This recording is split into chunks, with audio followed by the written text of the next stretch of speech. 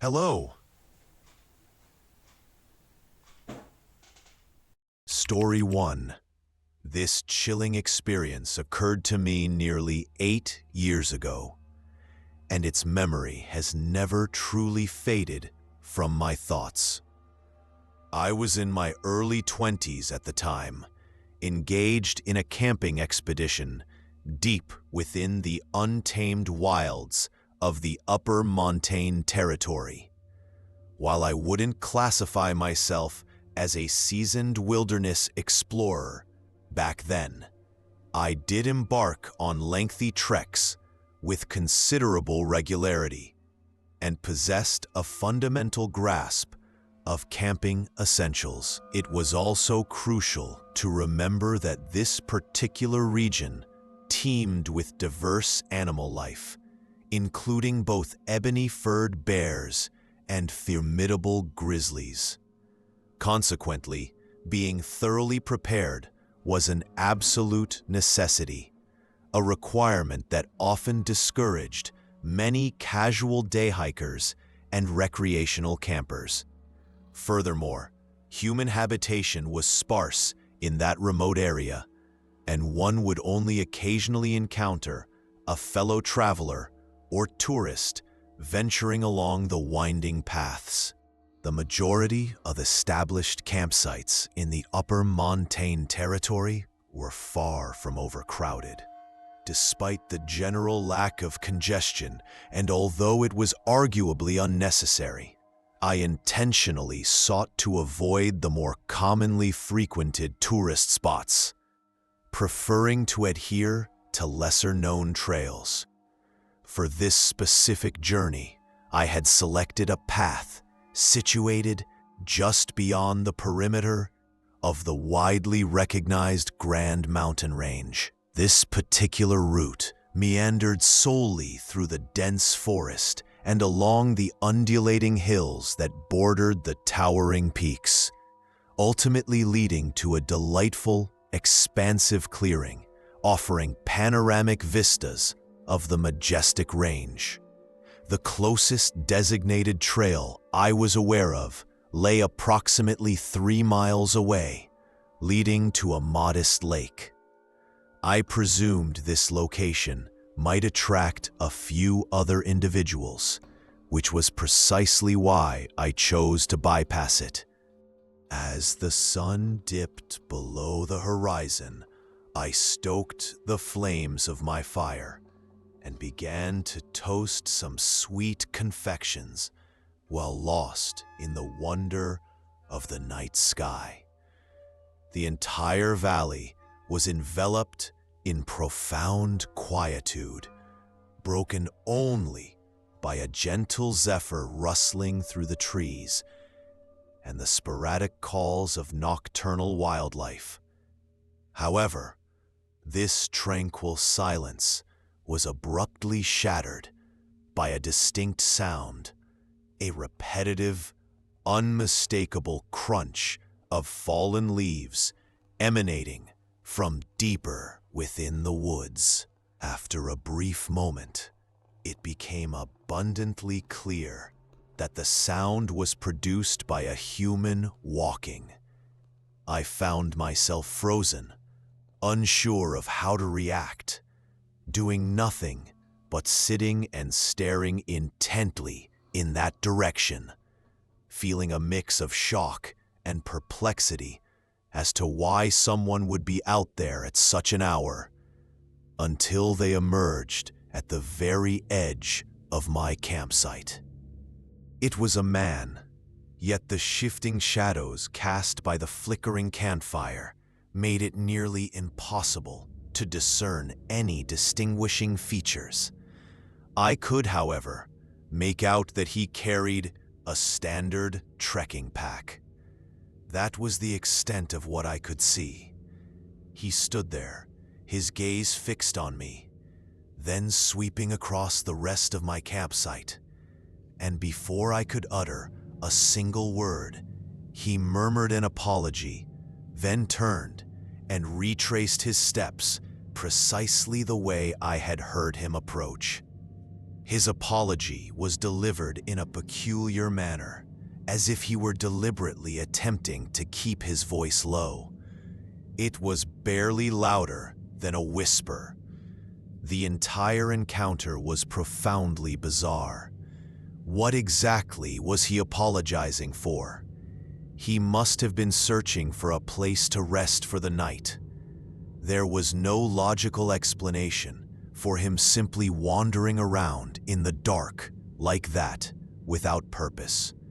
The situation felt, I suppose, deeply unsettling. I didn't perceive myself to be in immediate danger, but his demeanor deviated significantly from the typical behavior of any hiker I had ever encountered. His footsteps receded into the distance, and the subtle, quiet night returned to how it had been just moments before, as if nothing out of the ordinary had transpired.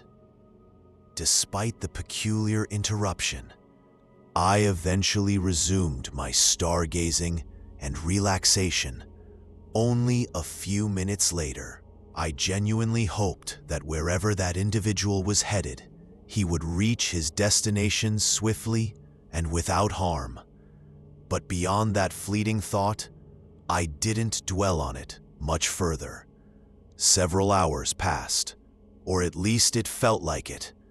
Clouds began to drift in, obscuring the moon and stars, casting an impenetrable pall over the entire forest. I wasn't particularly weary or ready to retire for the night yet, so I remained seated by the warmth of the campfire, hoping that eventually I would become bored and drowsy enough to call it a day. But then, I heard footsteps once more. This time, their pace was far more frantic, almost like the panicked gait of someone running through the dense woods, originating from the exact same direction the man had appeared from earlier that evening. I instinctively rose to my feet, a growing sense of unease washing over me as the sounds drew nearer. Then, he stepped into the light of the fire. I could readily identify him as the same hiker from before, judging by his distinctive pack and overall silhouette. He advanced further into the campsite this time, close enough for me to observe him more clearly.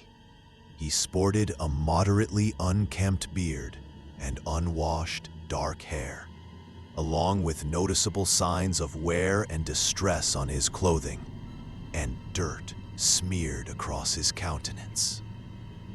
His eyes were unnervingly wide, suggesting profound fear, yet his mouth remained rigidly straight and devoid of emotion. "Is everything all right?" I asked, my voice tinged with concern. "You probably should have reached your campsite by now. It's quite late." The man stood there, struggling to regain his breath, yet maintaining a watchful, guarded stance. His eyes flickered briefly over my right shoulder, then locked back onto me.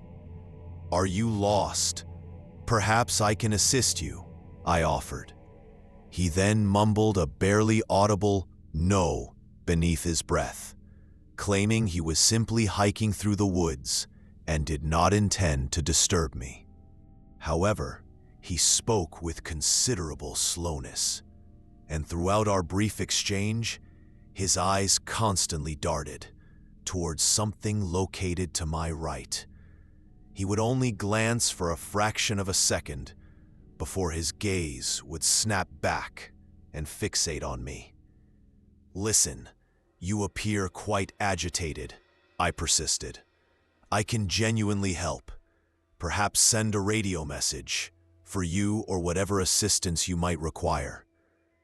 He seemed to disregard my words, but then his eyes suddenly fixed on me with an intensity far greater than before.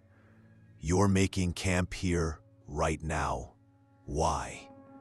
The way he posed the question was profoundly disquieting. His eyes once again darted to my right, and I found myself unable to resist the overwhelming urge to glance over my own shoulder. Nothing but empty, dark woods. I saw nothing. I was becoming truly unnerved at this point, and was uncertain how much longer I wished to engage with this individual, let alone attempt to offer him aid with whatever predicament he was facing. Then he uttered something even more chilling.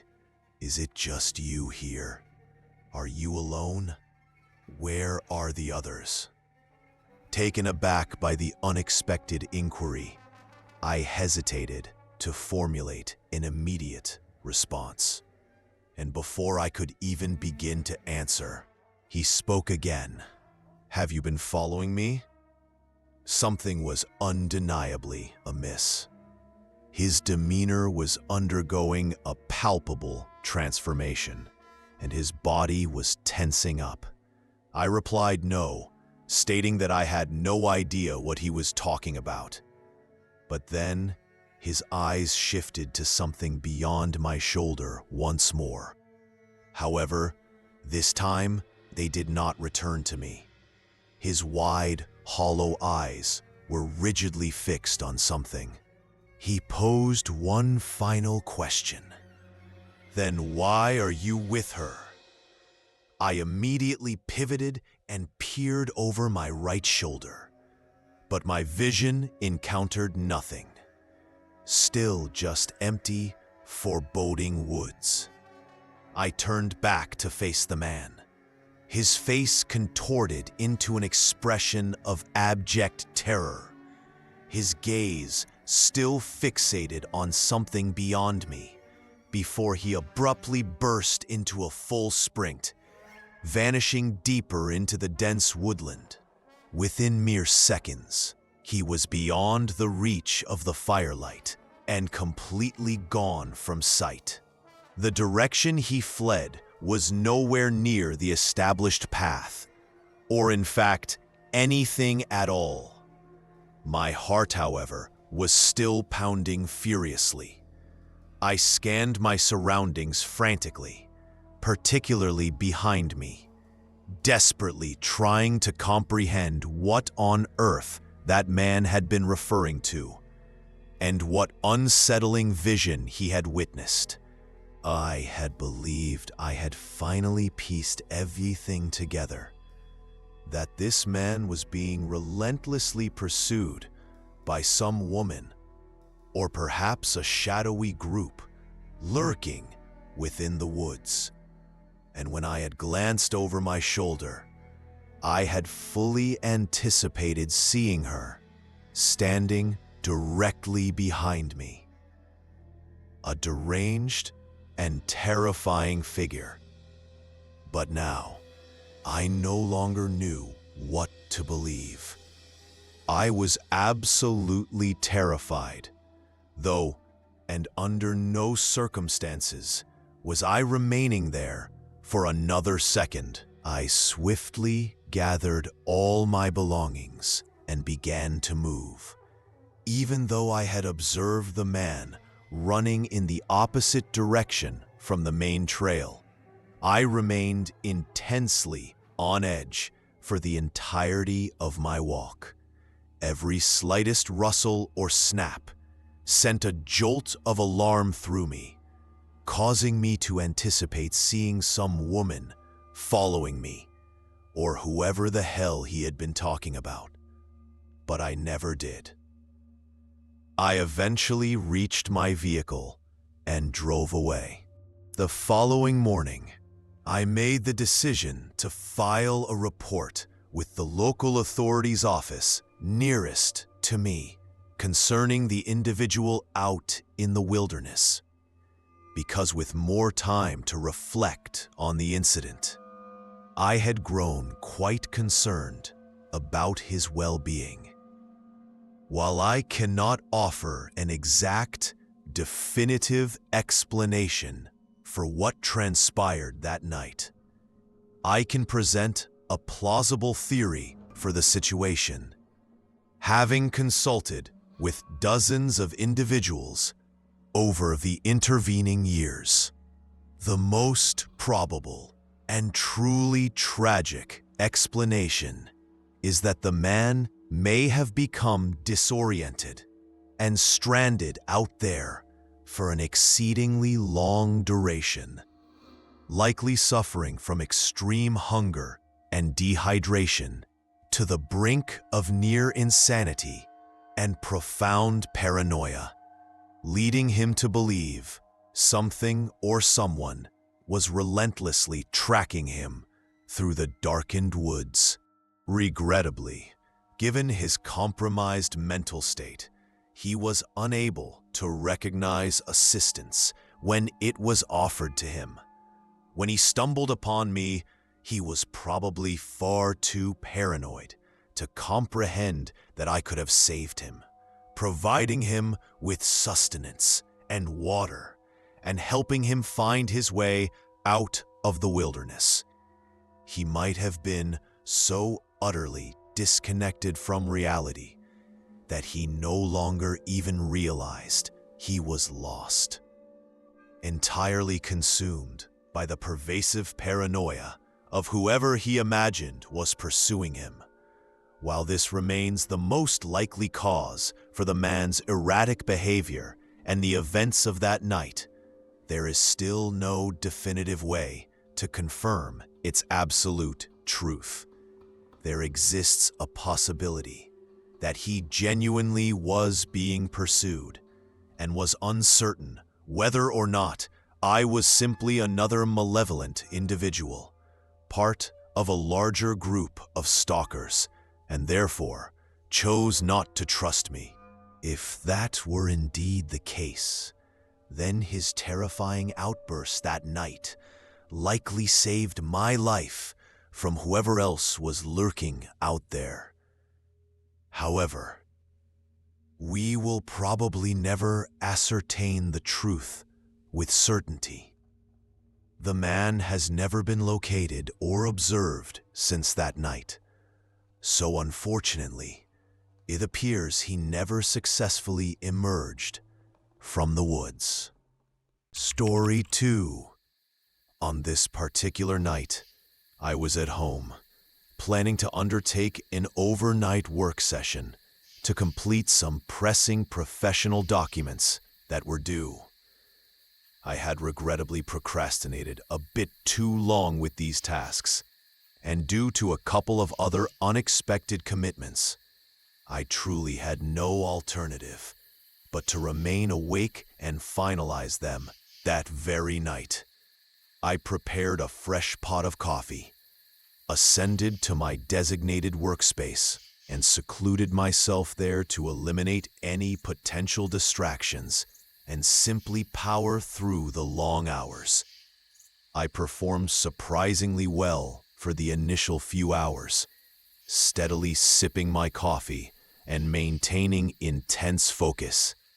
However, I could gradually feel my energy beginning to wane as my coffee supply diminished, and with it, my overall stamina. I considered that perhaps stretching my legs for a moment and descending to the kitchen to brew another cup might help me to mentally reset. I rose and made my way down to the kitchen, but as the coffee slowly brewed, I noticed a distinct chill pervading the downstairs area, significantly colder than the rest of the house, as if a frigid draft was blowing through the ground floor. I checked the climate control unit and confirmed that the heating system was active, but the temperature was several degrees lower than it should have been. Consequently, I conducted a brief investigation and happened to observe that a window situated at the rear of the living room was wide open. Now, I did frequently open my downstairs windows during the daytime, but to the best of my recollection, I had never before neglected to close them. Furthermore, this particular window was fully ajar, not merely a small crack as was my usual habit. Understandably, I felt a tremor of unease as I approached it and scrutinized it for a moment. The disquieting thought of someone having opened it and gained entry into my home began to insinuate itself into my mind. However, I observed no other evidence to substantiate such a notion. I extended my head outside and examined the ground directly beneath the window, finding no footprints or any disturbances whatsoever in the soil. And there was nothing on the window itself that I would have expected to see if someone had crawled in. In moments such as these, one's mind invariably seeks to convince oneself that you are overthinking the situation and that something of this nature would never truly befall you. I began to rationalize that I had simply opened the window a bit wider than usual earlier that day and had forgotten to secure it. With no other compelling indicators to suggest otherwise, I closed the window, retrieved my freshly brewed cup of coffee, and returned upstairs to my workspace. Over the course of the subsequent 30 minutes, I found my thoughts still somewhat fragmented, not entirely convinced by the conclusion I had reached. So I decided to get up and quickly conduct a cursory check of the entire house, just to be absolutely certain that I was indeed alone. I found nothing amiss and returned to my work. Another hour elapsed. I was feeling profoundly drained mentally from the relentless effort of trying to complete these tasks, but a sudden, resonant thud directly behind me instantly jolted me awake. The sound was exceptionally loud, as if it had originated right behind my desk, yet there was nothing physically present there. I knew that my sleeping quarters were directly on the other side of that wall, and I surmised that the noise must have come from within that room. However, the sound was far too distinct and forceful to be disregarded. And considering the prior incident with the open window, it was difficult to prevent my mind from immediately leaping to the worst possible conclusions this time. Nevertheless, I rose and walked into the hallway, then slowly opened the bedroom door. I meticulously scanned the entire room from the hallway before cautiously stepping inside. From the threshold, everything appeared perfectly normal. One would logically assume that such a forceful sound would be easily attributable to something heavy crashing to the ground, but it wasn't. The floor was completely clear of any displaced objects, and as I thoroughly searched the rest of the sleeping quarters, there was not a single detail out of place. I was honestly beginning to suspect that pulling this all-nighter was simply causing me to experience hallucinations. I returned to my office, but for the following 15 minutes, concentrating on my work proved incredibly difficult. I was certain I had heard a loud thud right behind me. It had been so undeniably loud. How could it possibly have been nothing at all? Eventually, my concentration completely broke, and I spun around in my chair, staring directly at the spot behind me where the sound had originated just 15 minutes prior. As I fixated on the wall, pondering the mystery, I suddenly felt foolish. There was a closet right there.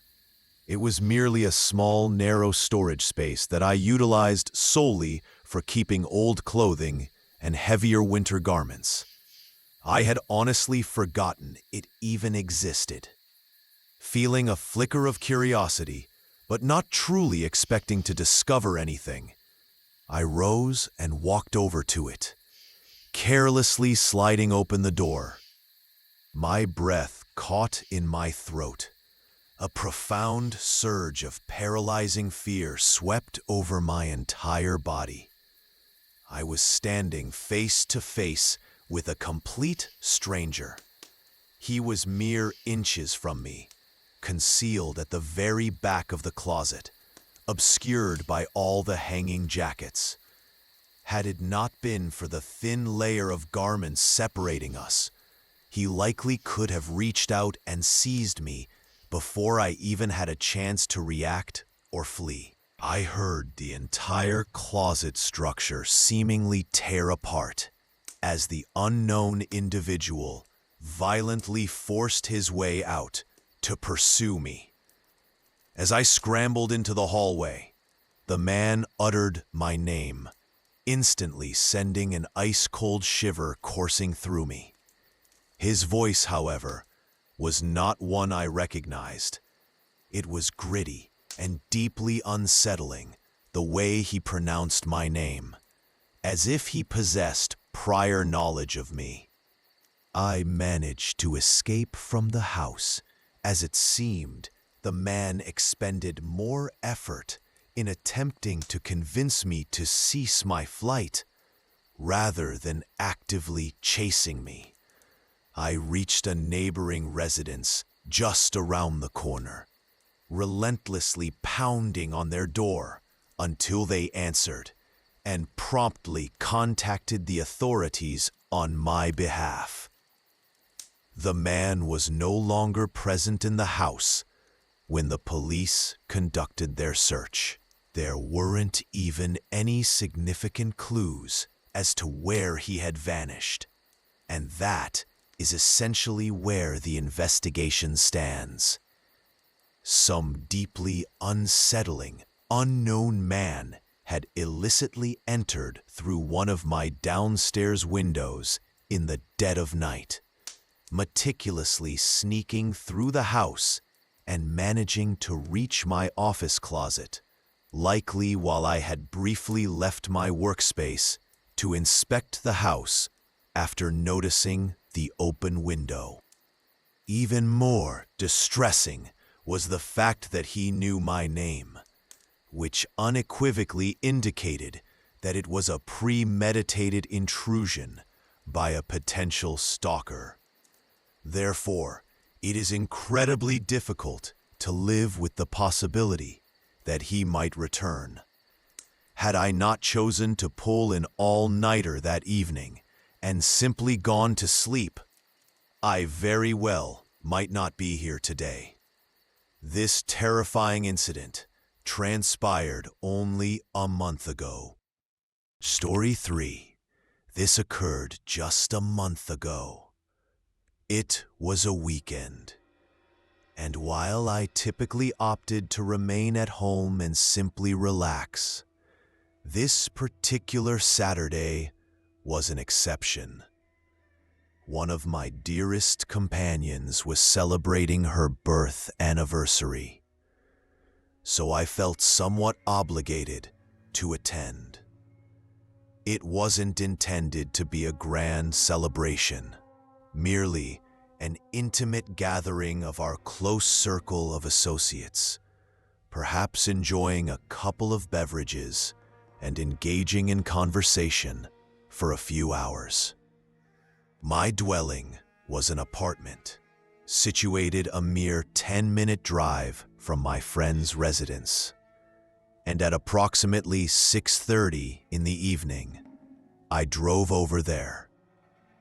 The celebration itself was unremarkable. It wasn't even truly a party, more akin to a casual social assembly, I suppose.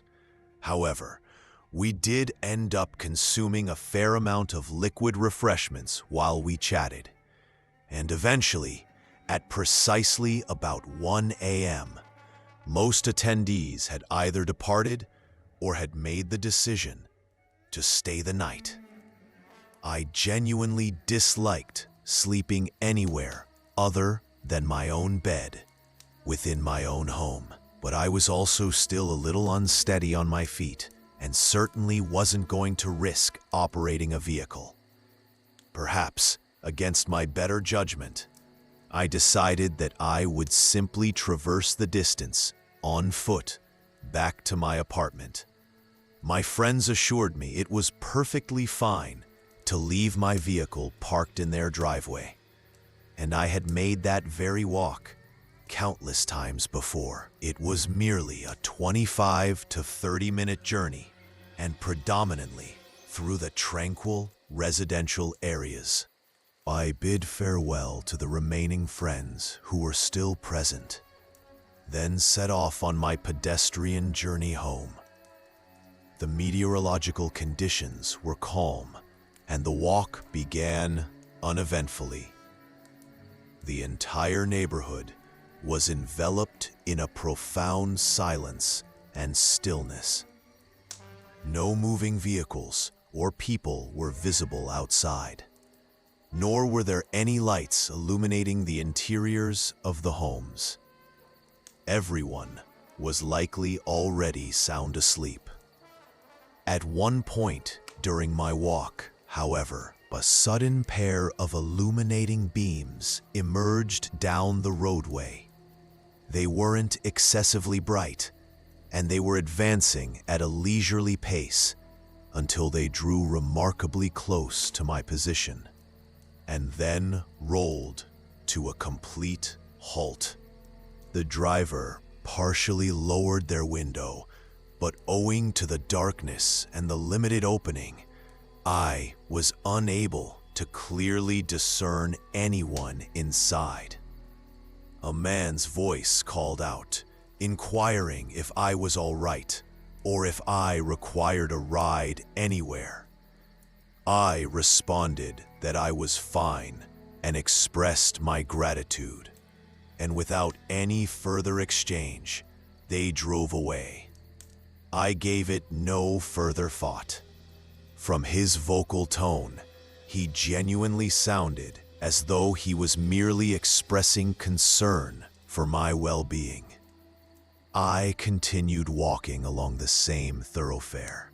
Another couple of minutes elapsed, and the neighborhood remained as quiet as it had been moments before.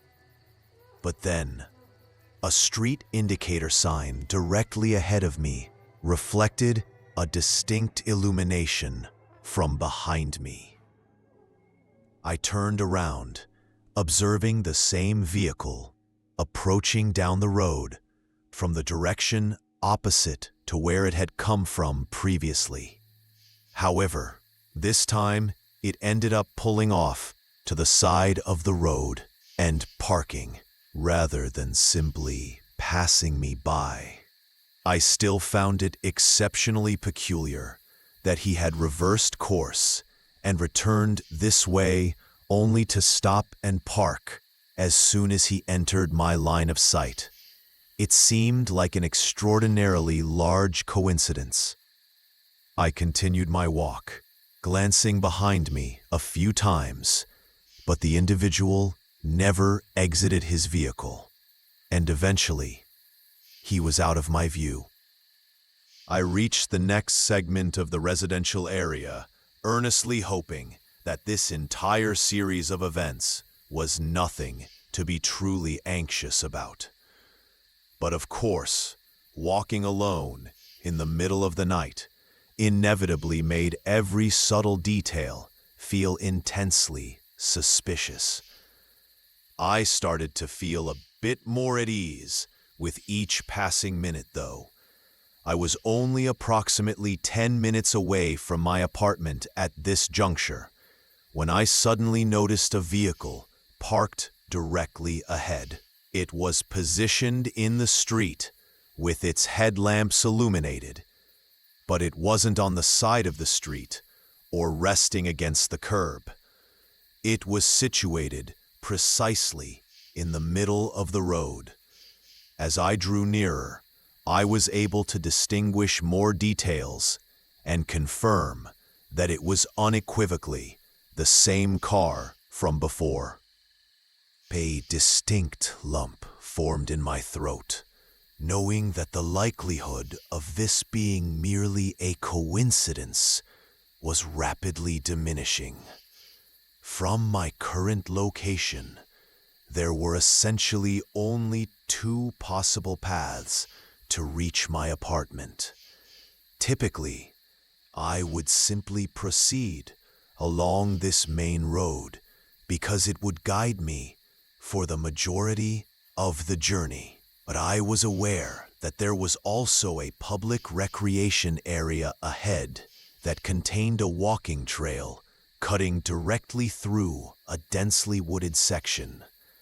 I rarely utilized this path because most instances when I undertook this walk, it was during the nighttime hours, and the trail through the forest lacked any form of artificial lighting, making it generally safer to remain on the illuminated street.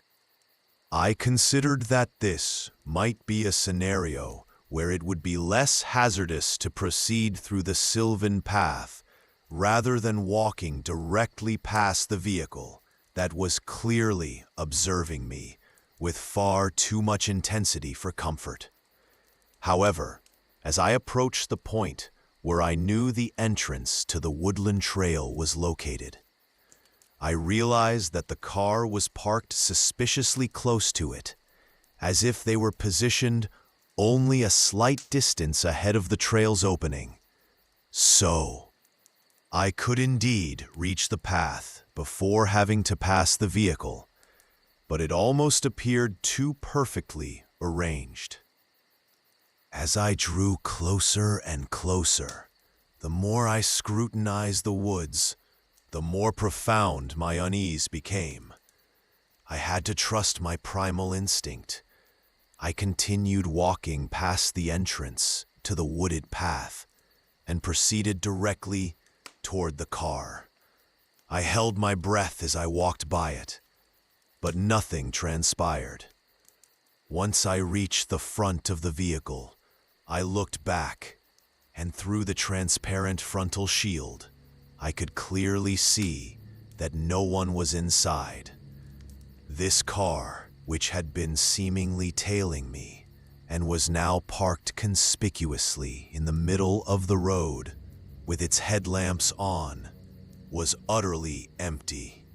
After a few moments of reflection, I glanced further back towards the woods, and barely discernible through the deep gloom, I could perceive the silhouette of a male figure standing out from behind the trees, intently watching me. I wasted no more opportunities. I immediately broke into a run, and it was only a few seconds later that I heard the man entering his car. I pulled out my mobile communication device as I ran, and thankfully, that action must have deterred him, because instead of giving chase, he executed a U-turn and drove away. I did not cease running until I had reached the safety of my home. Afterward, I reported what appeared to be an attempted abduction to the authorities. It was all simply too coincidental to be anything less. What is truly frightening to contemplate is that if I had not heeded my gut feeling and instead made the seemingly obvious choice of cutting through the woods, I would have walked perfectly into that man's meticulously planned trap, of him waiting in there for me to do precisely that. Being isolated in the depths of the woods at night with him would have undoubtedly left me with no conceivable chance of escape. It has been only a month since this incident occurred, and With only a rudimentary description of his vehicle and his voice, it is highly improbable that the authorities will ever locate or successfully convict anyone.